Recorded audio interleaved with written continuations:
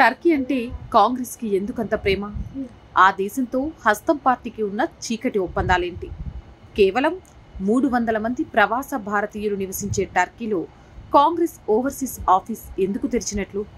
భారత్ పాకిస్తాన్ మధ్య ఘర్షణల్లో ఉగ్రవాద దేశానికి ప్రత్యక్షంగా సపోర్టు చేసిన ఏకైక దేశం టర్కీనే కావడంతో ఇలాంటి అనేక ప్రశ్నలు తలెత్తుతున్నాయి. పాక్కు వందలాది డ్రోన్లు, ఆయుధాలు సరఫరా చేసింది. పాకిస్తాన్ వాయుమార్గం మొత్తం క్లోజ్ అయిన సమయంలో ఒక్క టర్కీ విమానం మాత్రమే పెద్ద ఎత్తున మందగుండు సామాగ్రి మోసుకొని పాకిస్తాన్ వైపుకు వెళ్ళింది. భారత వ్యతిరేకతను నరనరాన జీర్ణించుకున్న దేశంతో కాంగ్రెస్ పార్టీకి ఉన్న సంబంధాలేంటో ఇప్పుడు చూద్దాం. టర్కీతో కాంగ్రెస్కున్న సంబంధాల గురించి తెలియాలంటే ఆర్టికల్ 370 రద్దు సమయానికి వెళ్ళాలి. కాశ్మీర్ ముమ్మాటికి భారత్దే అని ప్రపంచమంతా నమ్ముతున్న టర్కీ మాత్రం అది స్వతంత్ర ప్రాంతమని, అక్కడ రెఫరెండం నిర్వహించాలని ఎప్పటి నుంచో కోరుతోంది. ఈ విషయంలో తాము పాకిస్తాన్కి సహకరిస్తామని చెప్తోంది.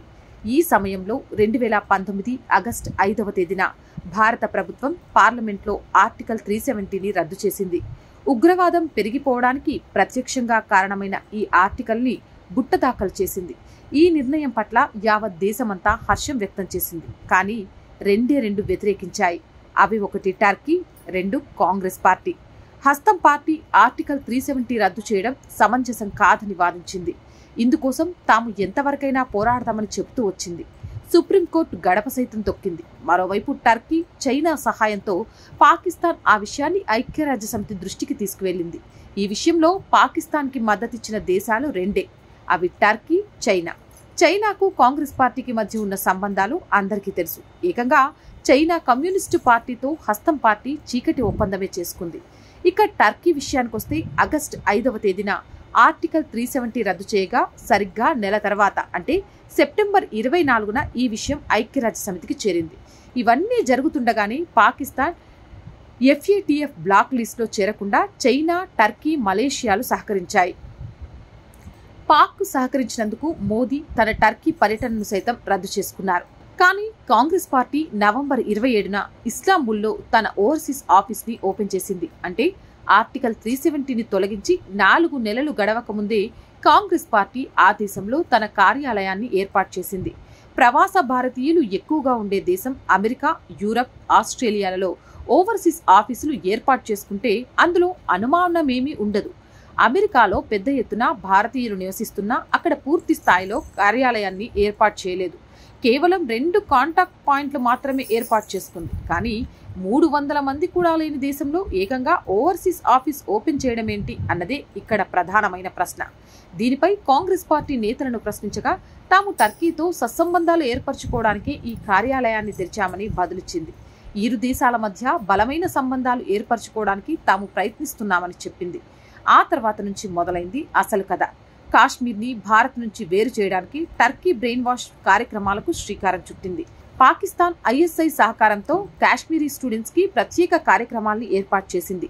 ఇందుకోసం ప్రత్యేకంగా కొంతమంది విద్యార్థులను ఎంపిక చేసుకుని వారిని టర్కీకి పిలిపించుకుంది. అక్కడ వారిలో ఉగ్రవాద భావజాలాన్ని నూరిపోసింది. భారత వ్యతిరేకతను పెంచి పోషించింది. దీనికి తోడు భారత్లో అనేక దేశ వ్యతిరేక కార్యకలాపాలకు టర్కీ పాల్పడింది. మన దేశంలో గతంలో ఇస్లామిక్ రాడికల్ సంస్థ PFI కార్యకలాపాలు నిర్వహిస్తూ ఉండేది. ఈ సంస్థ ముస్లిం మతోన్మాదాన్ని పెంచి పోషించింది. 2047 కల్లా భారత్ను ఇస్లామిక్ నేషన్గా ఏర్పాటు చేయాలన్నది దీని లక్ష్యం. అందుకోసం యువతకు ఆయుధ శిక్షణ, అల్లర్లకు పాల్పడటం వంటి వాటి పట్ల శిక్షణను ఇచ్చింది. ఈ సంస్థకు నిధులు అందించడంలో టర్కీ కీలకంగా ఉండేది. ఆ దేశం నుంచి భారీగా నిధులు అందేవి. దీన్ని ISI సైతం గుర్తించింది. ఈ విషయంపై మనీ లాండరింగ్ కింద ఈడీ దర్యాప్తు చేస్తోంది. అంతేకాదు PFI రాజకీయ విభాగం NDPIకి కేరళలో చాలా పట్టుంది. ఆ రాష్ట్రంలో కాంగ్రెస్తో NDPI పొత్తు పెట్టుకుంది. రాహుల్ గాంధీ వైనాడులో గెలుపొందడానికి కూడా NDPIతో పొత్తే ప్రధాన కారణం. ఇలా దేశ వ్యతిరేక కార్యకలాపాలే కాకుండా పాకిస్తాన్కి టర్కీ మొదటి నుంచి సహకారం అందిస్తోంది. ఇటీవల ఇరు దేశాల మధ్య చెలరేగిన ఉద్రిక్త వాతావరణంలో పాకిస్తాన్కు టర్కీ నుంచి సహకారం మెండుగా అందింది. వందలాది డ్రోన్లను అందించింది. టర్కీ మేడ్ డ్రోన్లు ఎక్కువగా భారత్ భూభాగం వైపుకు చొచ్చుకొని వచ్చాయి.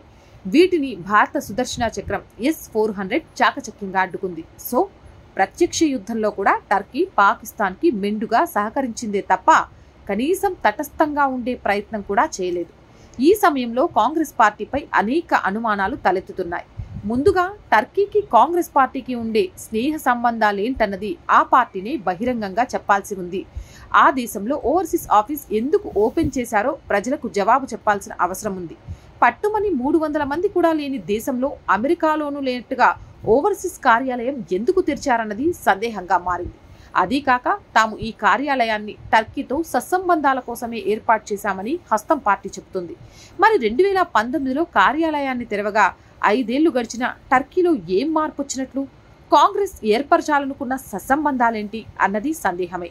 ఇప్పటికే కాంగ్రెస్ పార్టీకి చైనాతో చీకటి ఒప్పందం ఉంది అని, కమ్యూనిస్టు పార్టీతో ఒప్పందం చేసుకున్న తర్వాతే భారత్ చైనా మధ్య వాణిజ్య లోటు భారీగా పెరిగిపోయిందని నిపుణులు చెబుతూ ఉంటారు. మన దేశంలో చైనా చీప్ సరుకు ఎక్కువగా ఫ్లోట్ అయింది. మన మార్కెట్లన్నీ చైనా సరుకుతో నిండిపోయాయి. దీనివల్ల భారత్లోని కుటీర పరిశ్రమలన్నీ కుదేలైపోయాయి, చాలా వరకు మూతపడ్డాయి. చీప్ సరుకుతో ప్రాణాలకు సైతం ప్రమాదం ఏర్పడింది. ఇంత జరిగినా కాంగ్రెస్ నుంచి సమాధానం లేదు.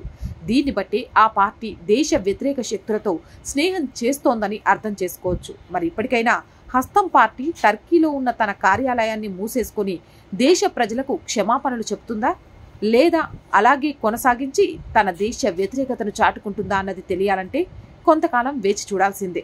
మీ అభిప్రాయాన్ని కామెంట్ సెక్షన్లో తెలియజేయండి. చాలా మంది వీడియోస్ చూస్తున్నారు, సబ్స్క్రైబ్ చేయడం మర్చిపోతున్నారు. Please subscribe our channel.